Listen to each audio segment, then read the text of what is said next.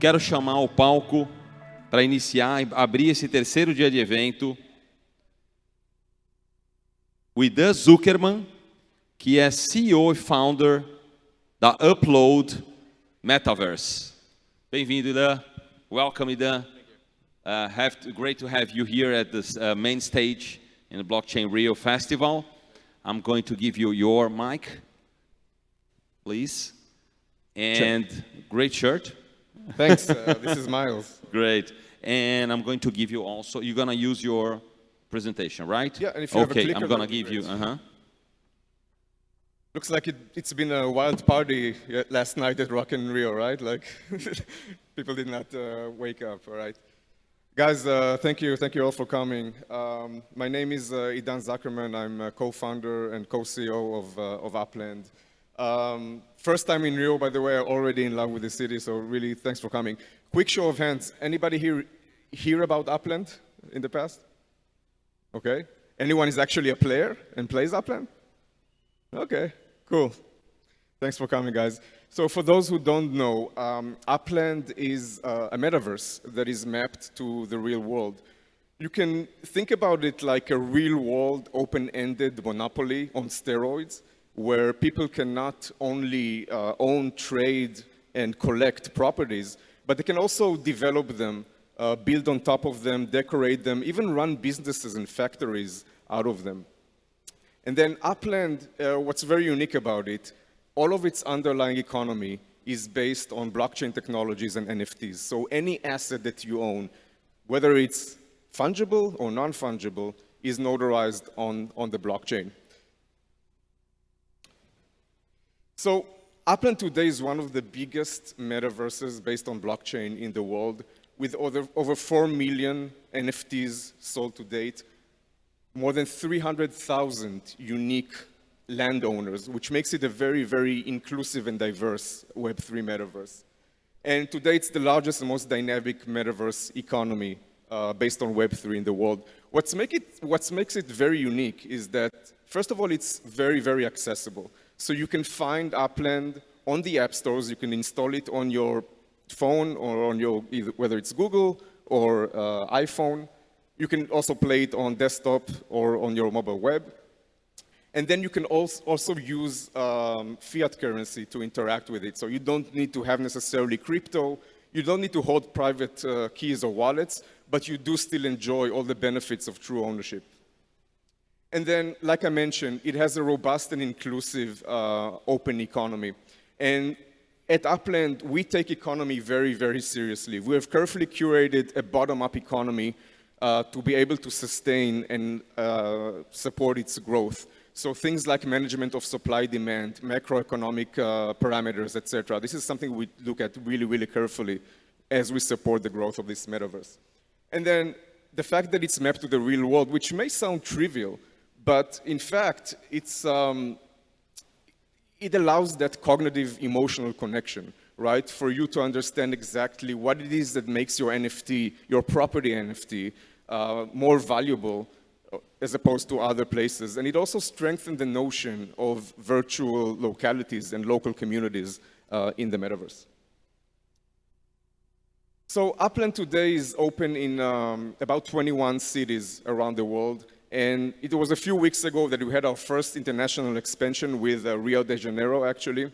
One of our most successful city launches to date.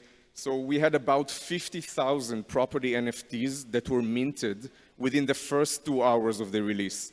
And we were able to produce some amazing blockchain throughput. In the first couple of minutes, we had about 55 property NFTs minted per second on the blockchain. And then we also announced our first out of many partnerships in Rio with Mangueira Samba School.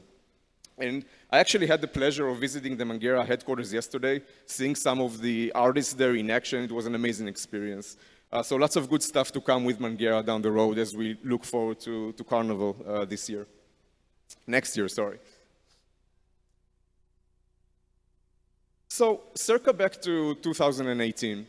And this is actually a picture that my co-founders and I took at the day that we incorporated as Upland. And one of the things we kept kind of like arguing or thinking about, and this was a constant motive when we started out, is Upland, is it a game or is it a platform, right? On the one hand, we knew we wanted the simplicity and the draw and fun of being able to pull in people to play Upland. But on the other hand, this was the very dawn of Web3. And we understood that we have an opportunity to take blockchain technology and deliver new value propositions by allowing the participants themselves to create the vast majority of the value into the metaverse.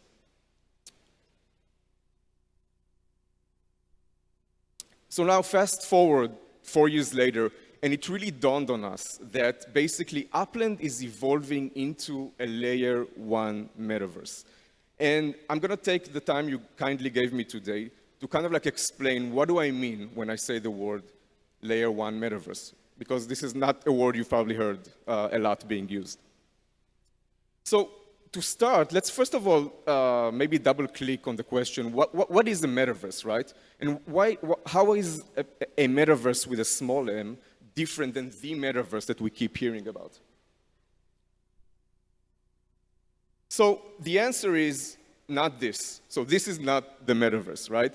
So most people, when they think about the metaverse, they imagine VR experiences. Now, VR is kind of like an effective way to deliver an interface to a metaverse experience. But even today, right? Like, how many of you have used the VR set? All right. How long can you use it? Like, has anyone used it more than 30 minutes straight? Right? The technology is not quite there. Like a lot of people get nauseous after a lot of time. So again, while probably in the future, metaverses will be interfaced with a lot with VR, VR is not the definition of a metaverse, and it's not a prerequisite. So what is a metaverse? When I'm asked that question, I like to use the following definition. A metaverse is a digital space where your identity has a stateful existence.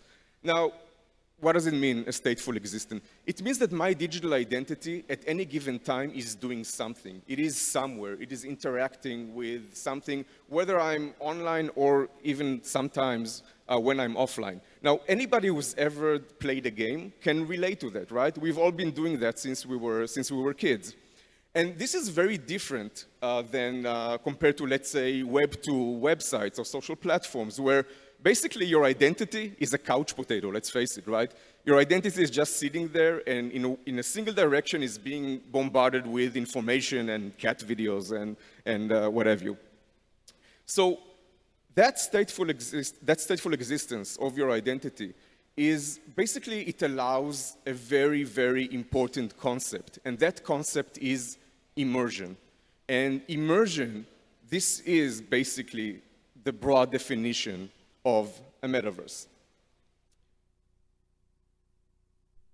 And taken from Andreessen Horowitz's 7 essential ingredients of a metaverse does not have to exist in virtual reality or augmented reality. All that's necessary for a metaverse to exist is social immersion in the broad sense. What's more important than hardware is the type of activities that a metaverse enables. Now, it's very important because if you think about it, if I'm, let's say, playing in a metaverse such as Upland, and let's say I'm running a fleet of trucks, and my day-to-day job is managing orders and transporting outdoor decor from one city to another, even if I'm just interacting with my phone, fulfilling orders, planning the routes of my trucks, I am fully immersed in the metaverse, and I don't need a virtual reality interface to experience that. And maybe in other simpler words, immersion happens in your head, not in your VR set or your computer. So now that we kind of like established what is a metaverse, what is the metaverse, right, that we've all been hearing about in the past, especially in the past year, right? Because if you think about it, metaverses with a small m, they've been around us ever since games have been around, right? So probably since the 70s or 80s. The disappointing reality is that the metaverse doesn't exist yet. It's been kind of like envisioned, especially in science fiction and in classics such as Ready Player One, but it does not exist today. What we have today is what we call cyberspace. And cyberspace comprises things like websites and social platforms, and metaverses such as, Second Life, and, games such as Fortnite, and even older games. And also some web apps and applications. This is basically cyberspace. Now, the metaverse is going to be a part of cyberspace. But what's going to differentiate, basically, the metaverse from other metaverses is the fact that the digital identity, your digital identity in cyberspace, will be able to be ported from one metaverse in the metaverse to another. And maybe it's not going to be limited just to a digital identity.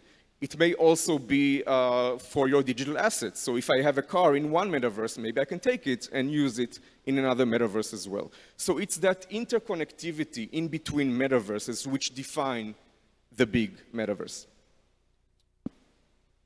But then keep in mind, even when we have the metaverse, and let's imagine for a second it's already a reality, it's not guaranteed that every metaverse that participates in this world is going to be open and decentralized and up for self-governance, for example. It is totally plausible that, let's say, even a AAA game, right, that has already an established pseudo-economy, doesn't give true ownership, doesn't allow people to trade their asset, they may be able to still accept your digital identity as a draw for their game. So the metaverse in general is going to be comprised probably of both open Web3 metaverses, but also closed Web2 metaverses. And what we found for us, again, the most interesting and exciting thing is that part of the Web3 metaverses that allow self-governance, true ownership of digital assets, open economy and trade, and interoperability.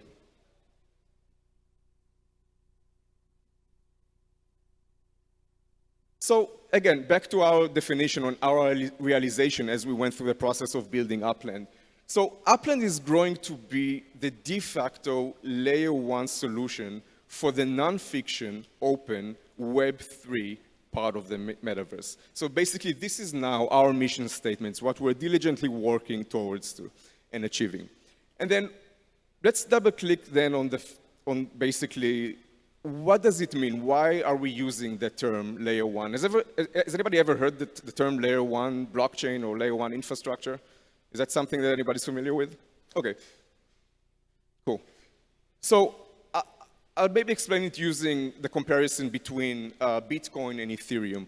And again, while Ethereum is a layer 1 blockchain, whereas Bitcoin is just a blockchain. And what is the difference? So in Bitcoin, the product, the value proposition, which is cryptocurrency, is integrated into the blockchain, and it is what it is. It does not allow anybody to develop on top of it or to create new types of value. It's a great value proposition, obviously. Bitcoin is a huge success, but it is a blockchain and not a layer 1 blockchain.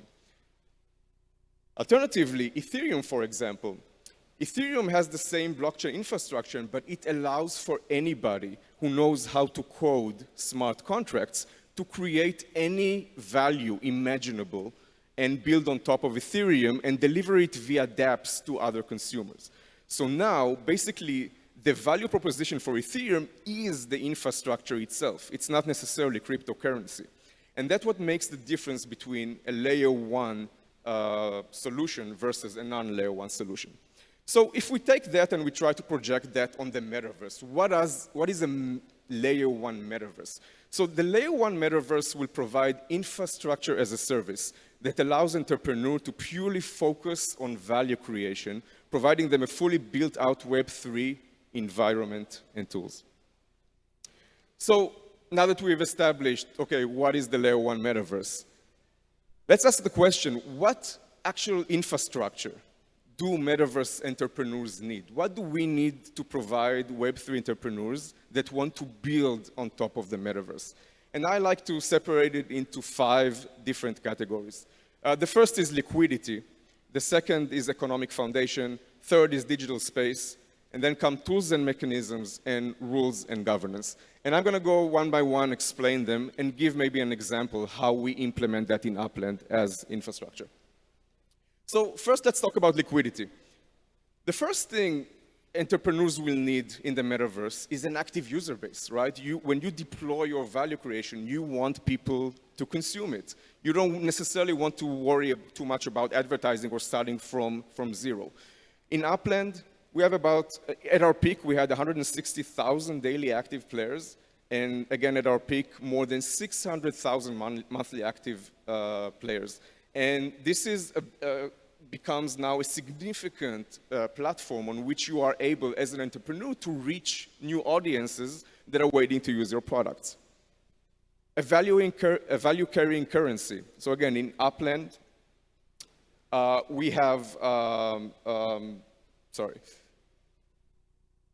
again, I think I have a small mix-up in slides, but we have Apex, which is our value-carrying currency, but also beyond just the currency itself, Uplanders are already owning about $45 million worth of both currency and NFTs. So as an entrepreneur, when you deploy your product into Upland, you already have a base of liquidity of players that have actual assets that they can use to interact and maybe pay for your services or play to earn using your games. And then the last thing in liquidity is the means for your players to realize value back into the real world. So let's say if anybody wants to then sell their assets, they can do it and trade it for fiat currencies, whether it's US dollars or reais. And then in Upland, Uplanders have already liquidated more than 7 million USD in fiat currency by selling their assets directly to other players. So again, for entrepreneurs, this comes as infrastructure where they don't need to worry about it at all. In terms of economic foundation, again, probably the main and most important thing is open economy and free trade. And again, in Upland, all Uplanders enjoy true ownership and are free to freely trade their assets, whether it is for the internal currency or for fiat currency in an open market.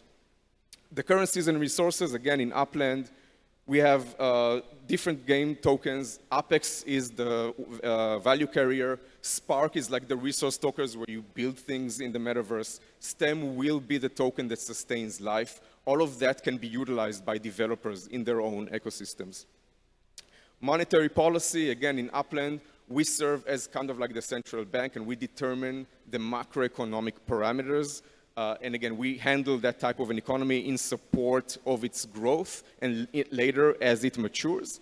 And again, that is given as a service to anybody who wants to tap into this ecosystem. And then lastly, incentives. Again, part of our operational things that we do is support the economy with prizes and incentives and earnings to keep the economy running and growing. Digital space, obvious, everybody has heard about land in the metaverse, but it's a crucial part because land is one of the factors that enables production entrepreneurship. So again, in Upland, we have 21 open cities, very, very inclusive economy. The cheapest property can be as cheap as, $2 or $3 US equivalent. The most expensive property ever sold was closer to 40,000 US. So again, very inclusive and very easy to onboard and start small and grow with the platform. The scarcity model, right? In Upland, we have a natural scarcity model, so every city is finite in the amount of properties that it has. The world eventually will have a finite amount of parcels that people can buy.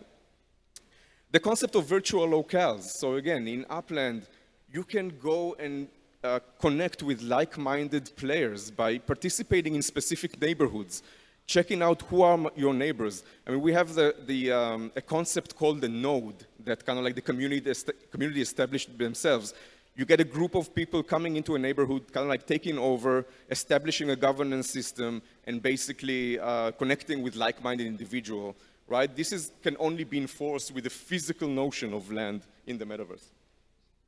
And then the immersion opportunities. So again, Layer 2 applications in Upland can allow full 3D immersion. One example of that in Upland is the car racing, which we've just launched a couple of months ago.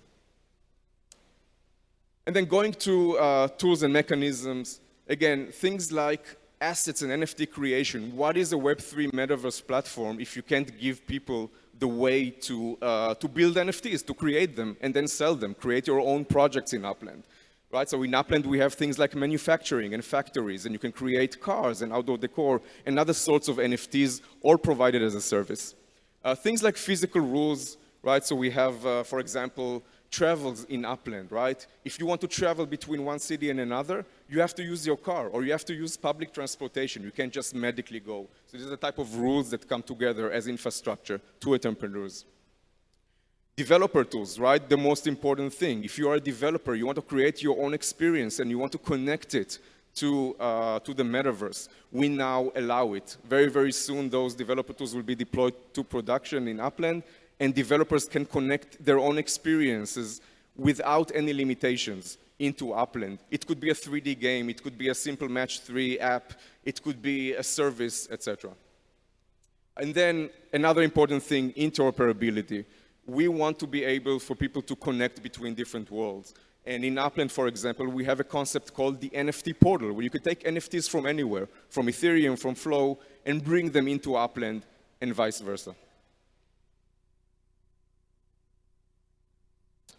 And then lastly, rules and governance. Couple of things there. First of all, regulatory compliance. I know in the crypto fields, we are not huge fans of regulation, but we can also not ignore it. We want to provide a safe space for people to come and interact with Upland and play with our metaverses. And that's why we need to maintain regulatory compliance and offer that as well as a service. In Upland, it can be things like know your customer, and basically having the ability to legally sell digital assets for fiat currency. That can be given as a service to entrepreneurs and developers. Moderation, like in Upland, if you don't play by the rules, you get sent to Alcatraz, to jail. And while you're in jail, you can't interact kind of like with new features in the game and kind of like mint new properties. So again, that is something that we provide as a service to entrepreneurs so they don't have to worry about that thing. Things like user-generated content approval, right? We want to maintain a safe space in the metaverse. We don't want anything that is abusive or offensive, and that's why every user-generated content that goes to Upland gets reviewed by our team. Again, a very valuable service that entrepreneurs won't need to worry about. And then lastly, governance, right? In Upland today, you can designate your home address, and then you have voting rights in your neighborhood and in your city and in Upland at all. Actually, we are going to put the very first resolution very soon in Upland to ask a question to our community about one of the very important macroeconomic decisions we're about to take in the future. Imagine that now you can take that, you can take governance and offer it also as a service to entrepreneurs so they don't have to worry about it.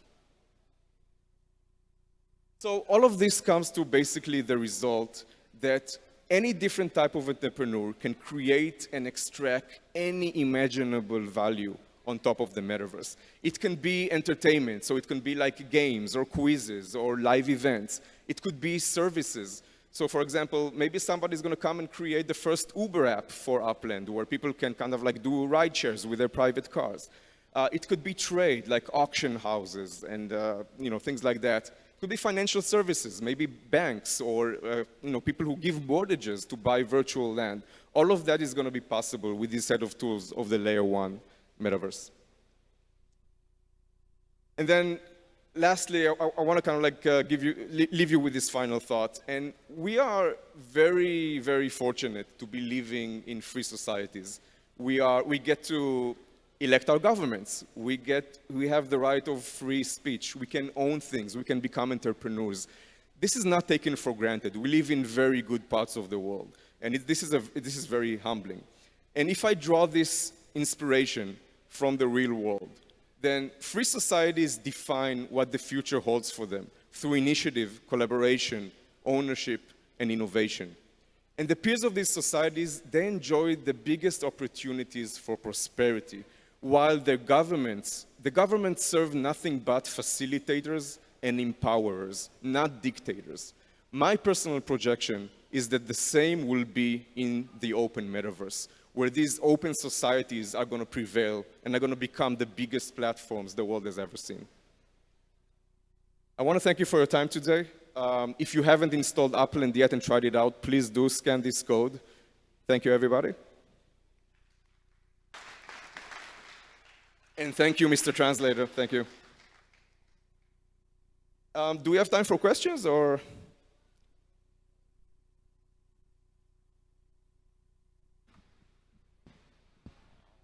Well, thanks a lot for your presentation.